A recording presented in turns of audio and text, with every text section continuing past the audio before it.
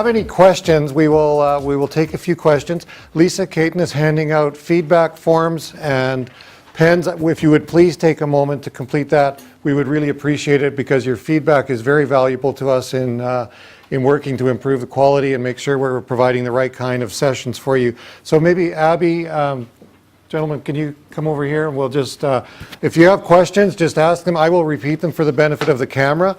Talk into your chest. You need to lean over, yes. I'll disguise it as a daffodil. We'll come in close. Yeah. No, we'll just, maybe I'll do this, I don't know. Anyway, are there questions, please? So around developing relationships, Abby's presentation that kicked things off, the executive functioning, resilience, what questions might you have that come to mind?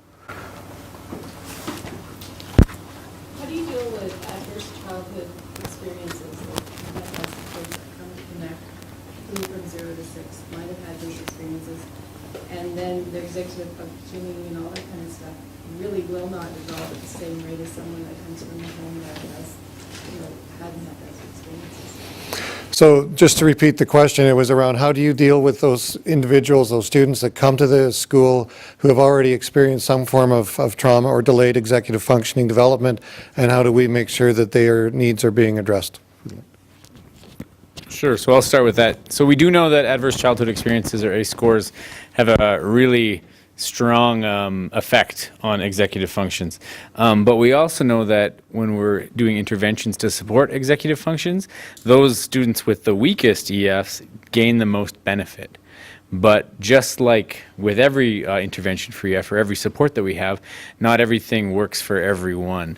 So it's really about kind of finding what is going to be best for that student at that time. And that really becomes more of like a team conversation, kind of working within our school, an example, working with Abby and with administration, with the classroom teachers, and with outside supports too, as to identifying what specifically the needs are and trying to mitigate those by themselves.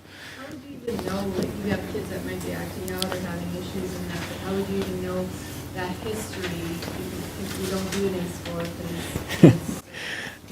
Yeah, so in my own research, for example, one of my things I was going to be gathering was ACE scores, but because of ethics, it was not possible. But you can learn those things in conversations, in conversations with parents. If they're willing to disclose, they can tell you that. But the other thing is that because there's no one way, if a student comes in with an ACE score because of a traumatic event in childhood, whatever that event was, that doesn't necessarily change how we would support the kid. The way that we would support the kid, the change would be where the deficit would lie specifically. So if there are deficits in cognitive flexibility, that's where we would direct our attention, rather than specifically as to trying to mitigate the event that the event or events that had happened in the past. Does that answer your question? Okay. Next question. Yes. I was wondering if you talk to your children about executive function in the higher grades, and also with legalization of marijuana, whether you'll be talking about that and the impact it could have on kids and executive function until they post puberty. Sure, that's a great question. So the question was, do we talk about executive functions to students in the higher grades? And the second question was, what about the legalization of marijuana and how that will affect students' executive functions? For the first part, I do talk to students about executive functions. So we play lots of games. One game that kids really like is a game called Splat, which basically you stand in a circle and you have to shoot imaginary lasers at your classmates based on what name is being called. And that game is essentially a go, no go thing. So you have to remember who the people are around you, and if their name is called, you have to act in an appropriate way. If you make a mistake and you act, then you're out. So that's a way to train EFs.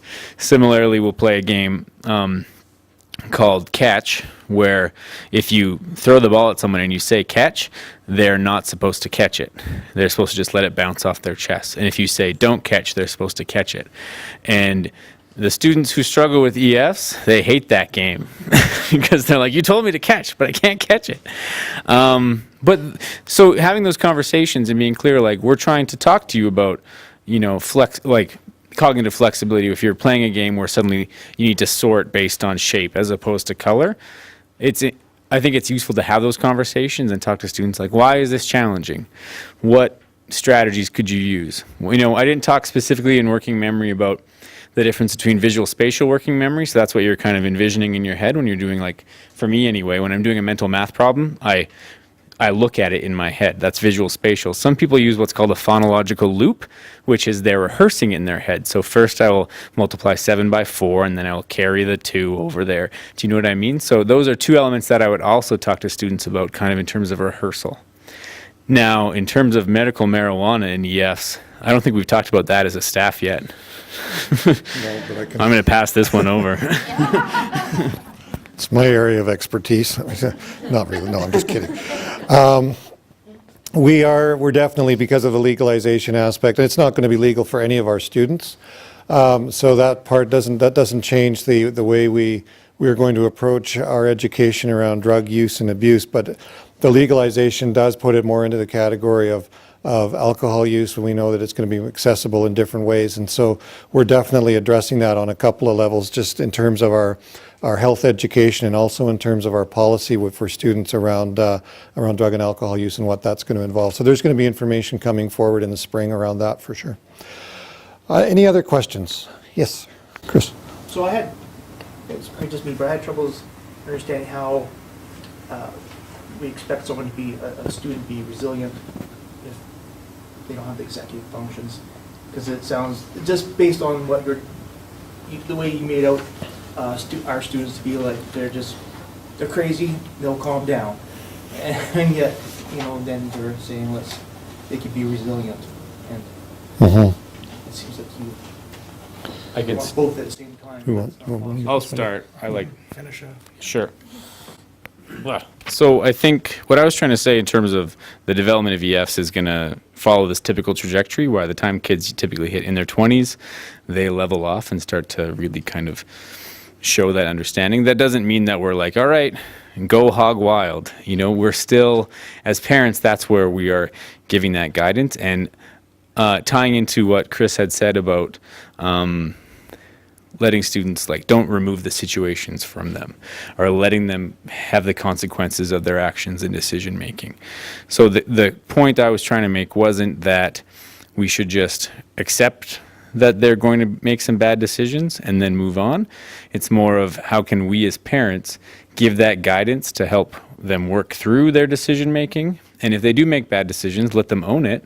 But at the same time, be there to be the ones giving that guidance and those conversations. And do you want to? Sure.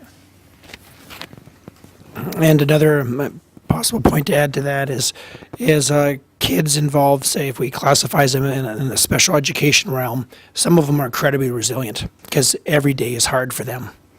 And if you wake up and the feedback is negative with your family, your brothers and sisters, the bus driver, you come into the class with you have all these experiences that are negative, if you have some social inhibition issues, and over time, that child becomes very resilient. There's some research that indicate kids that are bullied are more resilient.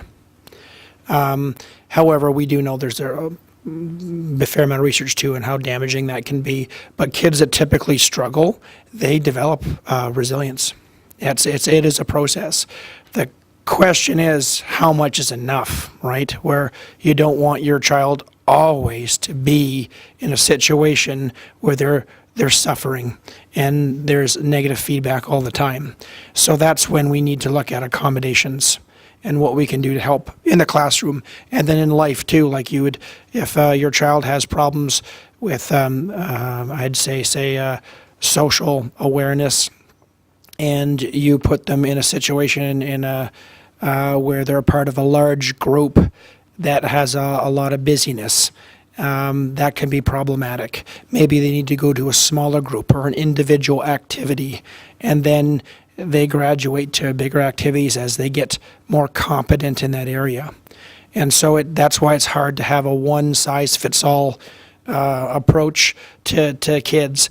But I see your point. You can't always look at one child with maybe a severe executive functioning deficit and then think, okay, this is what they need to do. They have problems with inhibiting their, impulsiveness, and then all of a sudden we take them to, you put them in a YMCA camp for a month. That could be problematic without the guidance of their parents and family, So I think it's very specific, and you kind of have to look at the child. That's why the relationship in the end is the most important. Parent and as well as us in a school to know the children as well as we can. Okay, I think we've got time for one more. Yes. Jared, I was Yeah. just going to ask you, so with the prefrontal cortex not reading situations properly or for how an adult would, that interface isn't happening. So, are you mad at me? And I'm thinking in my mind, what? I have no anger at all. So how would you best answer that when that child says that to you? Are you mad at me? And they're frustrated and they're upset. Okay, so repeating that question was about adolescents who kind of are ruled by the limbic system and not being able to really accurately read facial expressions, and assuming that a facial expression that could be a little bit ambiguous could be anger. I don't know the correct answer to your question. I feel like what I would do in that situation would be try to say, what is it on my face that makes you think that I'm angry, and try to understand a little bit, is it the way my eyebrows are? Is it the way my mouth is set?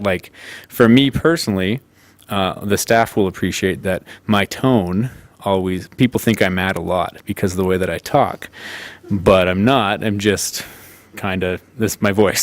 So you're welcome.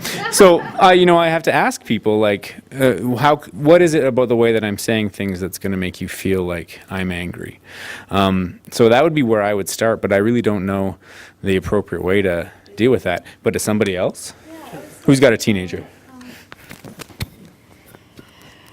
I was thinking that one way to develop some of that recognition is through really understanding through healthy relationships and describing how they feel verbally and what they think that they're seeing. So use that verbal, even though the facial might not be working, to really coach them on kind of some of the physical things that they're feeling through that, so that they could, and what you're feeling, so you can explain to them verbally so that they can begin to recognize more through their face. So that healthy relationship will help to produce that, because you're producing that conversation, and you're helping them to recognize what those emotions are.